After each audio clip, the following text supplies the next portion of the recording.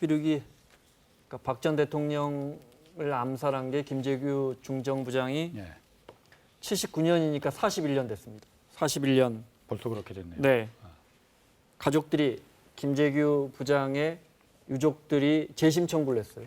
그 재심을 청구한 이유는 사실 40년 넘게 가만히 있다가 왜 재심을 청구했느냐. 그 당시에 재판이 어쨌든 1심, 2심 대법원 이렇게 있었지 않습니까? 그 재판 기록이 그 재판 공판 기록만 남아 있었는데 그거 말고 누군가 그 재판장에서 녹음을 한 거예요. 뭐 보니까 지금 신군부 세력들이 이제 그 녹음을 한 것 같은데 나중에 혹시 모를 뒷일을 위해서 거기 보니까는 공판 기록에는 없는 여러 가지 새로운 사실들이 많이 있더라.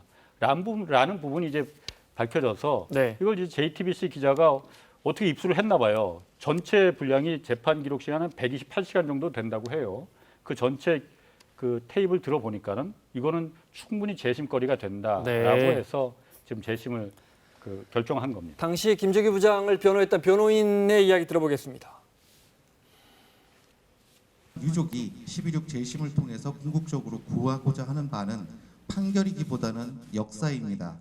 새로 발굴된 당시의 자료들을 바탕으로 11.6을 역사로서 해석해 볼 수 있는 매우 의미 있는 계기가 될 것이라고 판단한 것입니다. 감개가 무량합니다. 사실 다시 재조명할 기회를 얻었습니다. 그래서 이런 기회를 통해서 적어도 법적으로 내란 목적 살인이라는 내란 목적은 빼야 되겠다, 빠져야 되겠다, 무죄를 받아야 되겠다 하는 취지에서 이런 재심 청구 소송을 내게 된 겁니다. 김재규가 쏜 총에 11.6 때 박정희 전 대통령과 차지철 경호실장이 죽었죠. 네. 사실 이런저런 이야기는 뭐 영화로도 나오고 많이 전해지지만 드러나지 않은 진실도 많을 거예요. 그때 이제 이 수산 합동수사본부가 있지 않습니까? 그때 이제 전두환 씨가 거기 이제 그 본부장을 했었는데 발표한 게 뭐였냐면은 김재규 씨가 과대 망상증에 사로잡혀서 대통령이 되겠다는 어처구니 없는 허욕 때문에 빚어진 사건이다 이렇게 발표를 했거든요. 근데 사실 이번에 그 테이프에 그 재판 기록에 나온 거에서 김재규 씨가 증언한 걸 보면은 자기가 대통령이 되겠다는 게 아니고 부마 항쟁이 바로 그 직전에 있었지 않습니까? 부산하고 마산에서 이제 유신 체제에 저항했던 그 항쟁이 있었는데 여길 내려가 봤더니 김재규 씨가 이제 중앙정보부장이었으니까 내려가서 상황을 좀 봤을 거 아닙니까? 이게 단순히 대학생들에게야말로 그 시위가 아니고 유신 체제에 대한 강한 저항감이 깔려 있더라. 그래서 이게 전국적인 규모로 확대될 가능성이 매우 크겠더라. 그래서 이걸 갖다가 잘 처리를 해야 된다라고 대통령한테 보고를 했는데 그날 밤 그 사건이 났던 술자리에서도 그런 이야기를 대통령께 이제 간언했던 걸로 알려지고 있죠. 원래는 4일 전에 11.6 전에 10월 22일 날 이제 부마 항쟁 대책위원회 보고 회의가 열렸고 거기서 이제 얘기를 했더니 차지철이 그 얘기를 했다는 거 아니에요? 경호실장이 캄보디아에서 300만 명도 죽였는데 그쪽 부산 마산 애들 100만 명, 200만 명 그냥 탱크로 깔면 된다. 그리고 또 그 11.6 당일날 박정희 전 대통령이 부마 사태가 더 악화되면 내가 직접 발포 명령을 내리겠다라고 해서 김재규 당시 중앙정보부장이 봤을 때는 이걸 누군가 막지 않으면 정말 학살극이 벌어지겠다. 이런 부분을 재판에서 다 얘기를 했던 거예요. 알겠습니다. 자, 그게 없어졌던 거지 이제. 현장 검증 영상 먼저 볼까요? 79년 11월 11.6 사태의 주역이죠. 김재규 전 중앙정보부장 현장 검증 영상입니다. 공정동의 밀실에서 열린 만찬에서 밖에서 총을 갖고 들어와서 박 전 대통령과 차지철 실장을 2발씩 쐈다는 거예요. 박 전 대통령 쓰러진 재현하는 거고요. 김재규 부장 재판에서 이런 이야기를 남겼는데요. 결코 저는 대통령이 되기 위해서 혁명을 하지 않았습니다. 저는 군인이었고 혁명가입니다. 군인이나 혁명가가 정치를 하게 되면 독재하기 마련입니다.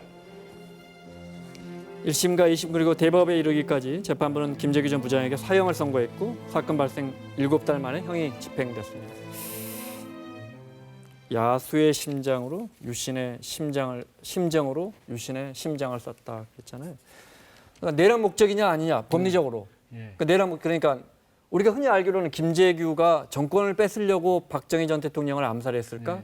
국민들은 그렇게 생각한 것 같지는 않은데 법리적으로 이제 따져보자는 거죠. 법적으로 내란 목적 살인죄로 사형 선고를 받았는데 네. 내란 목적이라는 게 다른 게 아니라 그냥 쉽게 표현해서 쿠데타입니다. 네. 그러니까 박정희 전 대통령을 암살을 하고 그 자리에 내가 앉겠다는 목적을 가지고 박정희 전 대통령을 쐈다는 게 당시 법원의 결론이었거든요. 그런데 그것은 아니었다. 자신은 박정희 전 대통령이 하고 있는 정권 당시의 독재 군사 독재를 막아야겠다는 심경으로 사람을 해쳤다는 거거든요. 그러니까 네. 살인이라는 거는 뭐 명백하지만 그냥 법정형으로만 단순하게 비교를 해드리면 내란 목적 살인은요 사형 아니면 무기징역 둘밖에 없습니다. 네. 그리고 유죄가 인정되면 그냥 무기징역 아니면 살인. 그렇습니다. 그러면 지금 변호인단은 거기서 내란 목적을 빼달라. 내란 목적만 빼라는 그러면 겁니다. 그러니까 살인 혐의로 다시 기소해서 재판을 예, 받게 차라리 해달라. 그렇게 해서라도 하는 게 왜냐하면 내란 목적을 들어가면 이 김재규 씨의 본인적인 어떤 정치적인 욕망, 권력을 차지하고 있는 욕망 때문에 박정희를 쐈다라는 것이 되는 거 아니겠습니까? 그 명예를 되찾게 해달라. 이런 그래서 거니까. 이제 아까 말했던 것처럼 역사를 네. 바로잡는다는 그런 취지를 든 겁니다.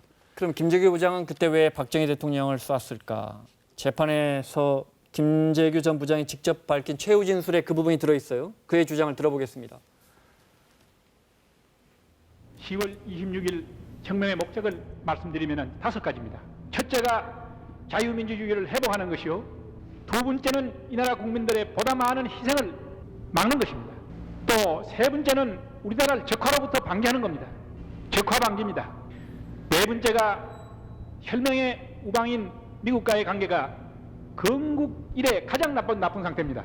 이 관계를 완전히 회복해서 혈명의 우방으로서의 관계를 회복해서 돈독한 서로 관계를 가지고 국방을 위시해서 외교, 경제까지 보다 적극적인 협력을 통해서 국익을 도모하자는 데 있었던 것입니다.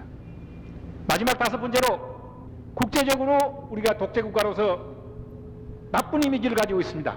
이거를 씻고 이 나라 국민과 국가가 국제사회에서 명예를 회복하자는 것입니다. 이 5가지가 저의 혁명의 목적이었습니다. 7개월 만에 6개월 반인가요? 그때 사형 집행하는 건 좀 빠른 겁니까? 굉장히 그러니까 시간이 빠른 것도 빠른 거지만요. 재판 내용이 재판이 아니었어요. 아. 그러니까 군사법원에서 이 사형 언도하고 나서 네. 대법원에서 한번 다시 봤는데 대법원 그때 재판을 했던 기록을 보면 대법원 판사들이 기록도 안 보고 어떻게 우리한테 판결을 내려달라고 하냐는 요구를 할 정도로까지 네. 재판이 사실상 이루어지지 않았고 마지막으로 대법원에서 선고하기 전날 지난 5월 20일부터는요. 대법원 앞에 탱크가 서 있었습니다. 아니 그러면 그 이번에 나왔다는 그 녹음 음성 파일로 녹음 테이프로 당시 법원의 재판이 이런 부분에서 사실과 합치하지 않는다 이런 게 나온 게 있습니다. 예. 근데 뭐가 있냐면 네. 실제 당시 증인 신문, 그러니까 내란 목적을 붙이기 위해서 증인을 불렀는데 당시에 경호원들이나 이런 사람들을 네. 그 신문을 군사법원에서 법정에서 하지 않고 법정 밖에서 합니다. 그러니까 법정 밖에서 하니까 피고인도 무슨 얘기하는지 못 듣고 변호인들도 거기에 대해서 반론을 제기할 기회가 아예 주어지지 않은 겁니다. 그러고 나서 그 기록만 가지고 와서 재판을 했고요. 재판에 대해서 김재규 피고인에게 여기에 나는 이의가 없다는 식의 서명을 하게끔 만들었어요. 그리고 네. 그 종판 조서를 가지고 사형을 언도를 했던 겁니다. 고문과 폭행이 있었다 수사 과정에서 그런 증언도 있는데 잠깐 들어볼까요? 네.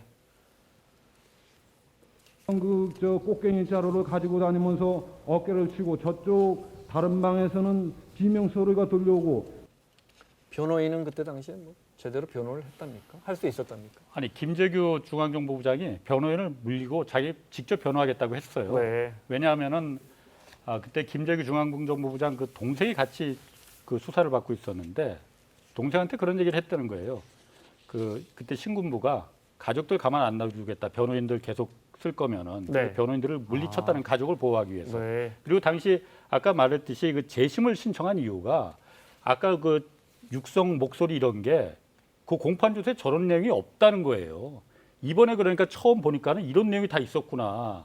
그때는 공판 조서에서는 그냥 다 동의하고 네. 뭐 그래서 그냥 사형을 언도했는데 보니까는 김재규가 부마 항쟁 때 다 그 강경 진압을 발포 명령을 내리려고 박 전 대통령이 하니까는 자기가 결단할 수밖에 없었다라는 부분이라는 거죠. 네. 이런 부분이 이제 내란 목적이 아니다라는 부분으로 이제 재심을 청구하겠다는 거죠. 자, 그래서요.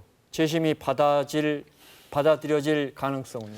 지금으로서는 사실은 쉽지는 않아 보여요. 그래요? 왜냐하면 이 증언, 아까 말했던 공판 주소가 무효라는 게 다른 판결로 나와야 되는데 네. 그때 당시 재판에 관여했던 사람들이 남아있는 사람이 거의 없어서 이거는 과거사 진상규명 쪽으로 가야 되는 게 아닌가 싶습니다. 재심을 요구했지만 아마도 요구한 쪽에서도 형사재판으로 가리기는 어렵다는 것은 좀 네. 알고 계시지 않을까 싶습니다. 알겠습니다. 마무리하겠습니다. 양지열 변호사, 홍상훈 기자 수고하셨고요. 사사건건 내일 이 시간에 돌아오겠습니다. 고맙습니다.